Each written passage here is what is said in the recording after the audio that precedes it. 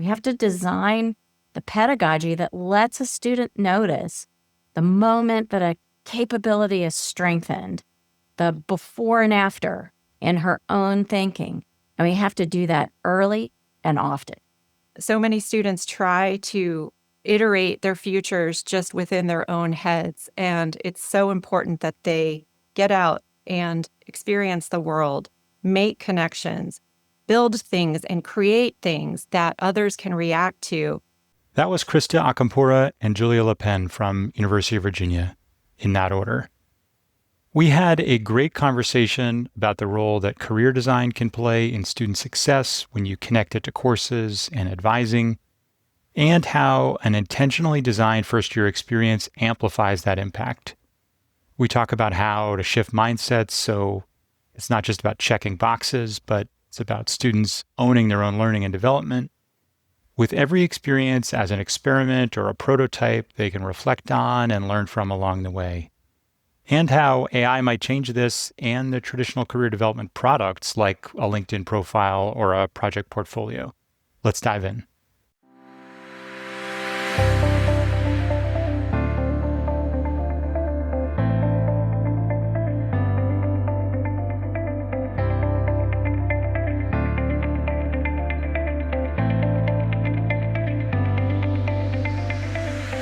Welcome to the Connected College Podcast. I'm your host, Elliot Felix.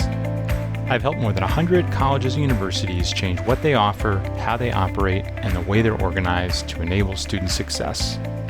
Join me for insightful interviews with higher ed innovators sharing the stories, stats, and strategies to create better connected colleges and universities.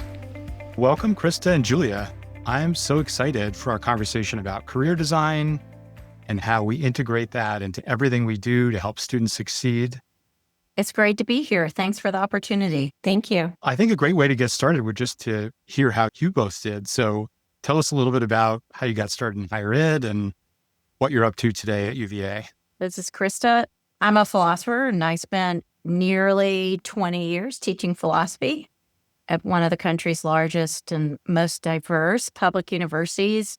Have 200 students in an intro class where more than 24 first languages might be spoken, reading the whole of Plato's Republic, not excerpts. And I really think that's where I learned what education is for. So today I'm Dean of the College and the Graduate School of Arts and Sciences at the University of Virginia. And we are focused, Julia and I, on rebuilding undergraduate student advising and career readiness around that same promise to students. Come here and we'll create the conditions to encounter your humanity and become who you are. Love it. And I got started in higher education through athletics, first as a student athlete and then a coach, where I found my passion for helping college students flourish. Along the way, I pivoted to career development and have spent the past 2 decades in mostly traditional career services offices across multiple institutions, most recently at UVA School of Engineering. Today, I'm excited to be leading a new career design and discovery initiative at the University of Virginia's College and Graduate School of Arts and Sciences, where we're building a connected ecosystem to integrate career learning and self-discovery into the undergraduate experience. Full disclosure, for our listeners, I went to UVA, so I am and will continue to be a big fan. And my own career journey was linear and nonlinear. As part of the architecture school, I got welcomed into a community where the academic programs and the practice were so intertwined, and a lot of the faculty were practicing architects, and it wasn't that hard to meet role models and imagine your future path. Ironically, I ended up doing something different for a while, architecture adjacent, and then heading into higher ed strategy. But UVA holds a special place in my heart, as I know it does in yours. And I'm really excited to hear how you are doing this career design and discovery and how it's enabling student success. And I wonder if a good place to dive in is just understanding how you define success, uncovering and discovering your humanity, who you are as a person, that you mentioned earlier maybe is part of that, but how do you define student success? Yeah, Elliot, I would say your pathway was not necessarily architecture adjacent. Your focus on how the architecture of the university does or does not support student success is absolutely the right kind of question to be asking. To go back to my Plato days, you achieved a higher form of architecture, I would just say.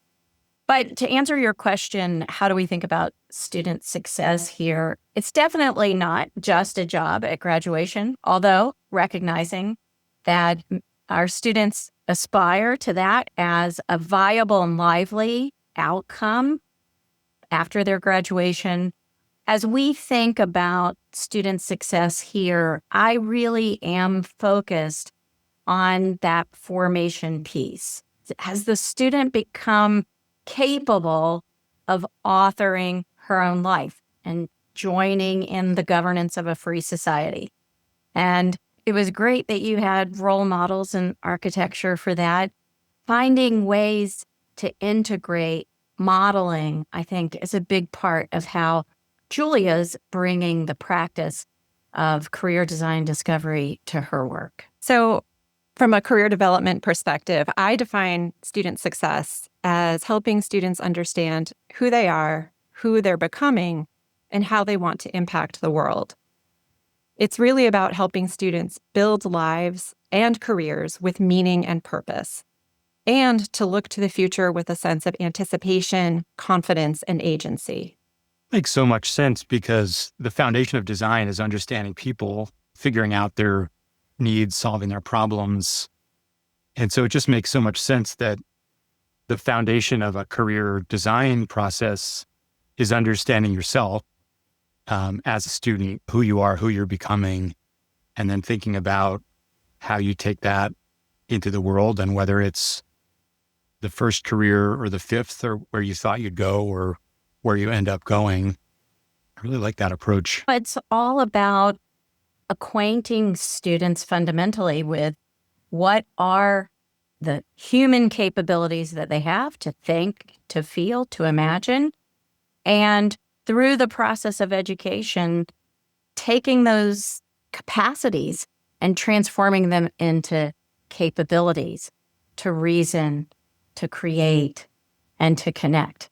And that to me is the essence of education. If we can help students catch sight of that through the process along the way and then articulate how it's manifest in their own lives and why it matters, that's success to me. How do you do that translation of a capacity, of a potential into a capability? How are you doing the career design and discovery as part of the College of Arts and Sciences? I think it's important for listeners to understand the way that we are approaching this work. So at UVA, we have a full year learning program for all of our first-year students. It's not an introduction to college seminar.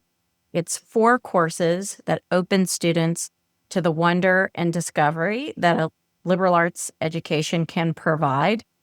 They're taught by some of our very best faculty, and our academic advising is fully integrated in that program. So Julia, in her new role, has the opportunity to tap that network and impact our full entering class through that work. Career design is both a process and a mindset shift.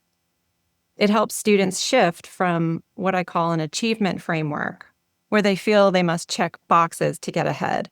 And instead, we want students to design their lives by reflecting on who they are, exploring multiple possibilities, and learning through real-world experiences. At its core, career design connects formation to action. And so as Dean Acampora said, we start as soon as the students arrive on grounds. Our required first-year curriculum, called the Engagements, is comprised of 4 7-week courses that all students take in their first year. These courses are taught by college fellows who also serve as advisors during the first and second year experience. Career design is embedded into the engagement's curriculum via curiosity and values reflections and a required informational interview. Now, for many students, this is the first time they will have encountered this type of assignment. As students gather information about themselves and the world, our advisors help them connect those insights with their academic pathways. The goal is not to add something extra like separate career advising. It's to leverage existing structures that help students make meaning of their college experience. I think that's a great approach, and I'm really taken with two parts of it. One is the integration. I think one of the most surprising statistics I uncovered in my book was that only 24% of students took a 4-credit class that had some career development component, which is not nearly enough. That really should be 100%. And I think that's because so many folks are stuck in the old model of career development. Is this extra thing I do in spare time that I don't have? And the fact that you're like integrating it into these 4 courses that build on each other, and it's not a simple UVA 101, but it's this integrated approach, I think is really great. Like, what led you to that course career development discovery integration? So I'll say there are 2 parts to how I would answer that, Elliot. The first is that it's critically important to me that the opportunities that we can provide, that we think are important, that are powerful for the student's formation journey at the university, it's imperative to me that they be accessible to all of our students. And at full scale in a public university, that can be a high bar. So that was a first principle for me, that we were designing something that wasn't just for the students who were already inclined to go. And that if we thought that career design and discovery was going to be a useful framework for helping a student develop, then it had to be early on in their academic journey, in the first year.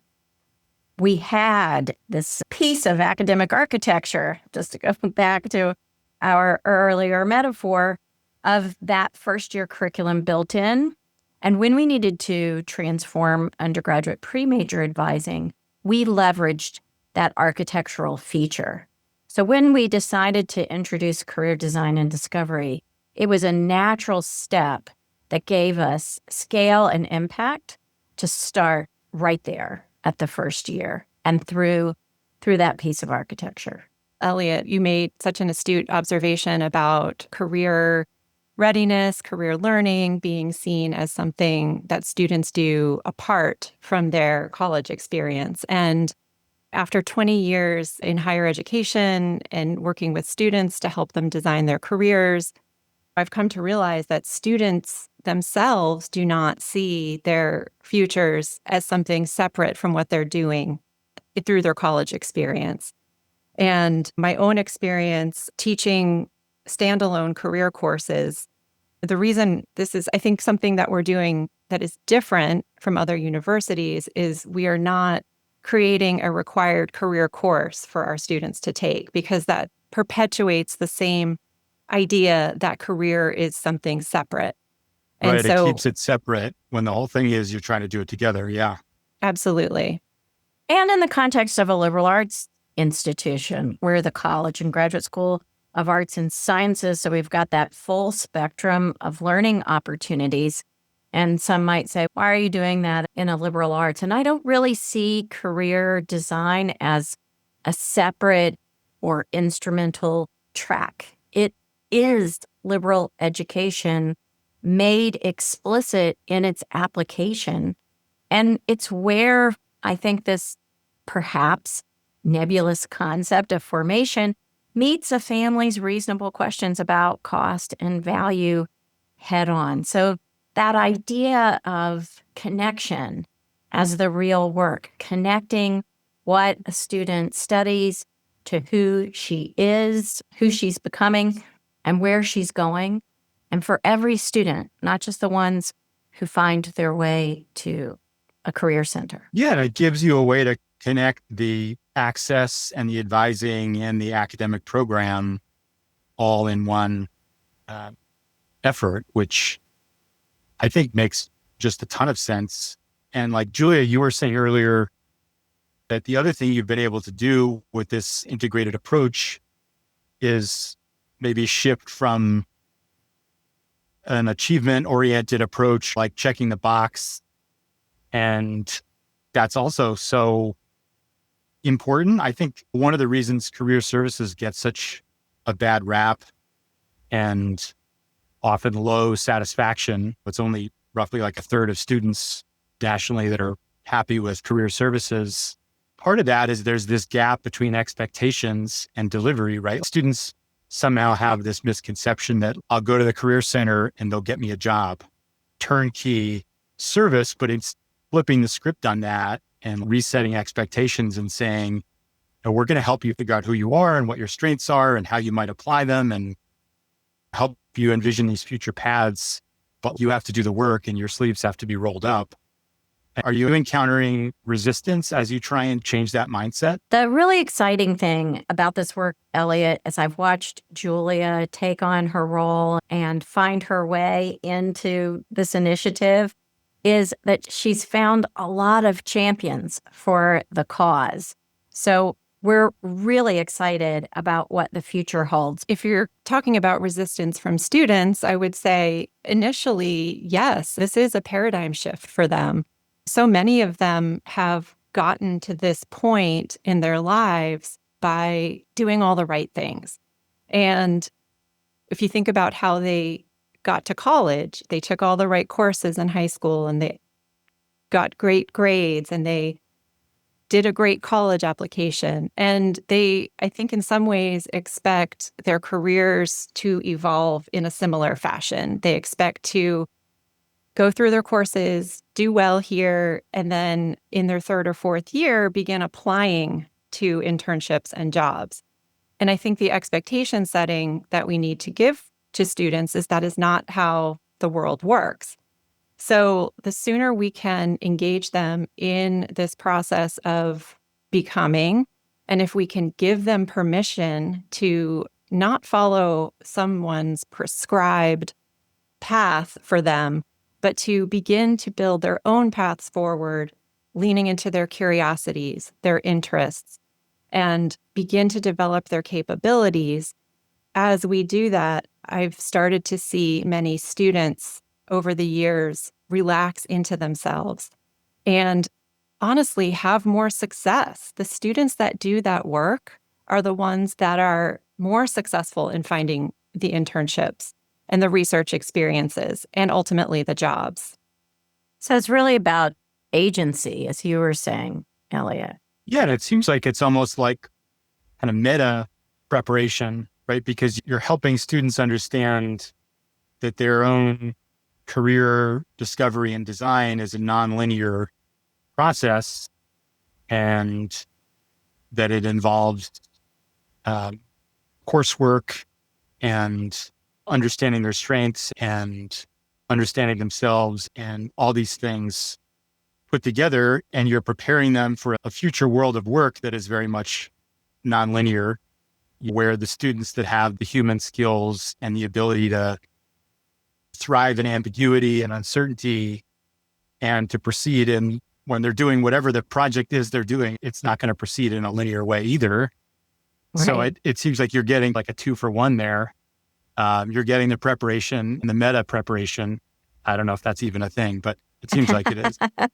Yeah, we changed the question. So it's not what should I do with my life, but how might I design a life I want to live? And that's active and generative, not passive. And wayfinding takes over planning. Take a step, learn from it, adjust, step again. A research project or an internship can serve as a prototype and evidence, not a resume line. Right. You're doing it not to check the box, but to learn, is this a fit? What does this say about who I am, what I can do, what I want to do?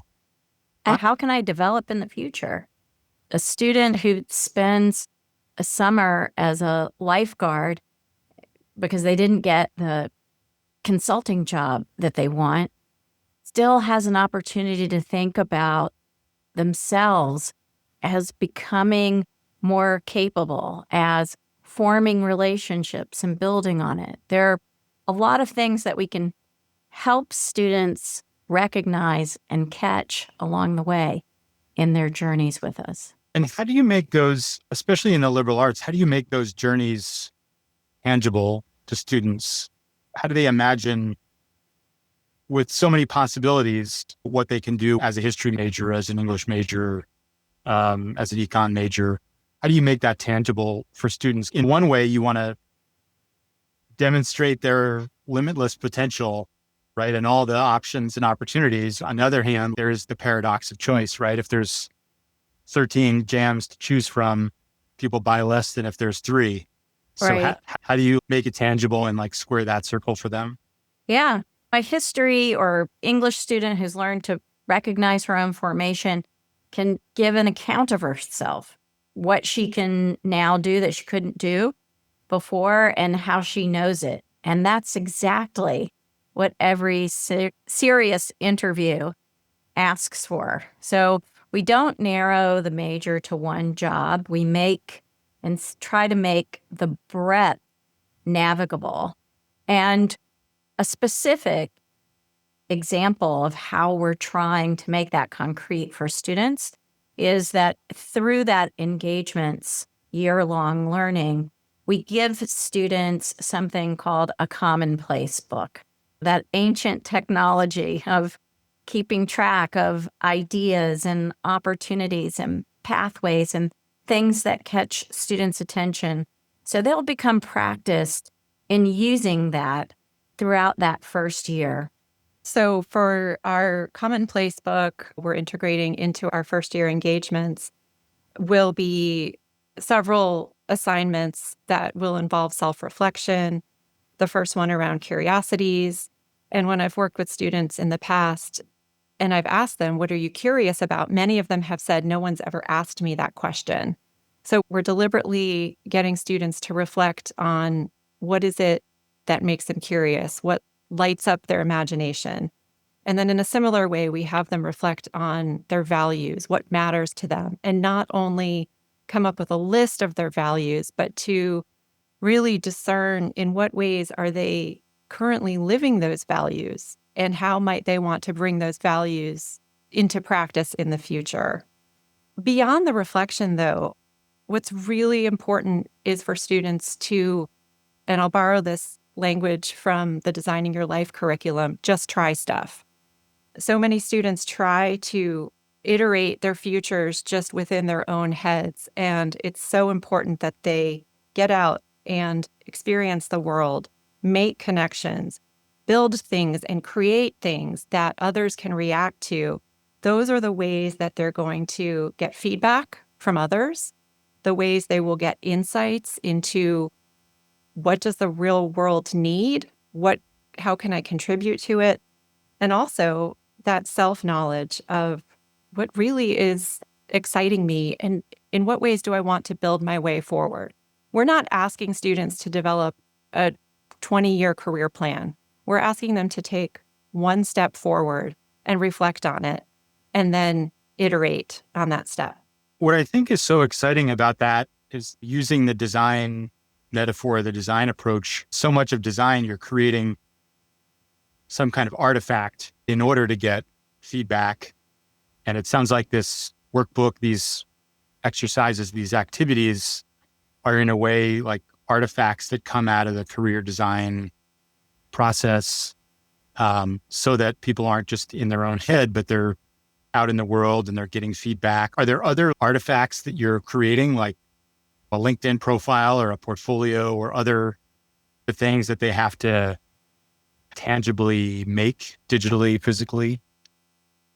You're absolutely right. The Commonplace book is in itself an artifact. And where I see that it's not simply just a record of a student's thoughts and feelings or a snapshot of one particular moment in time, but it is something that they can bring into their advising session when they sit down to meet with their advisor, which they are all required to do at several points during their first and second years. They are able to bring that into the conversation. The advisors are able to invite students to talk about what is important to them. What do they want to build in their futures? What do they see next year looking like? So in terms of that particular artifact, I see that as really connected to this personalized advising structure that we have. But in terms of other artifacts or other products that students might create, I think this is where their creativity comes into play. And every student will need to decide for themselves, what is it that will help me learn and help me develop and help me further my vision for the future? I do want to make a point about the product piece of it, because I think this is critically important as we are in an age of increasingly capable AI, in which the products, the outputs that have served in the past as evidence of a student's learning are easily producible, reproducible by AI. And agentic AI will even come up with new types of products, perhaps, that students hadn't thought about. So we could decide to, in the confrontation with AI, we could decide to police the outputs, to ask whether it's the student or the machine that produced that. But I do think that's the wrong question. It assumes that the output was the point. And so instead of policing, I think we need to recruit students into their own learning. And that will entail producing outputs that students take pride in, that they're able to critique, build on, iterate. But the point of simply producing the outputs and collecting them, that's going to fade into the background. I do think recruiting students into their own learning is one of the most important things, most important challenges confronting us in this age of AI. The idea of what are artifacts and how do they change in the age of AI, and how do you keep emphasizing the agency and the accountability, right, and avoiding the box checking that we were talking about earlier, I think makes a ton of sense and is the perfect segue into our last question. So I would love to just hear your thoughts on how this is all changing, right? As you shine up your crystal ball and you look into the future, how can institutions adapt to those changes? I have definitely seen a paradigm shift in how institutions think about career development. Career readiness is no longer something that happens on the margins. It's being integrated into the core of the student experience. And that's leading to a transition away from standalone career centers to connected ecosystems, where student success is a shared responsibility across faculty, advising, and experiential learning. We have to stop thinking about general education as just another variety of workforce training. And we should stop talking about it in that way. The whole transferable skills case undersells what we do. And now that AI performs those tasks, it's woefully inadequate. We have to make the case, and the person it matters to the most is the student. That's the case for formation. We have to say it with confidence and not apology. And then we've got to make that formation visible for them. We have to design the pedagogy that lets a student notice the moment that a capability is strengthened, the before and after in her own thinking. And we have to do that early and often. And in terms of advice for institutions to adapt to these changes, we are so lucky to have Dean Acampora, who is visionary in these efforts. And I really believe that these conversations need to happen at the very top. The presidents, the provosts, and deans need to champion career design as a connected institution-wide effort. Institutions also have to move beyond silos and use the structures they already have, their curricula, their advising, and experiential learning, to meet students where they are. Ultimately, this is a culture shift. The goal isn't just to help students land jobs or prepare for careers, but to help them become more fully themselves. And when we do that well, the outcomes will take care of themselves. That's really sage advice and an inspiring program you put together. And I love the embracing design as part of career discovery and the integration and agency and accountability instead of pure achievement. I think there's so many great things to take away from this conversation. And I'm so thankful for both of your insights to my fellow future UVA grads and beyond. Fantastic. Thanks so much, Elliot. I enjoyed the conversation. Thank you, Elliot. Thanks for listening to the Connected College podcast. Go to elliottfelix.com for more information about my book, The Connected College, articles I've written, and talks I've given. There's also tools you can download, information on upcoming events, and information on booking me to speak at your institution or organization. Please support the podcast by rating it and reviewing it wherever you're listening. Let's create connected colleges where all students succeed.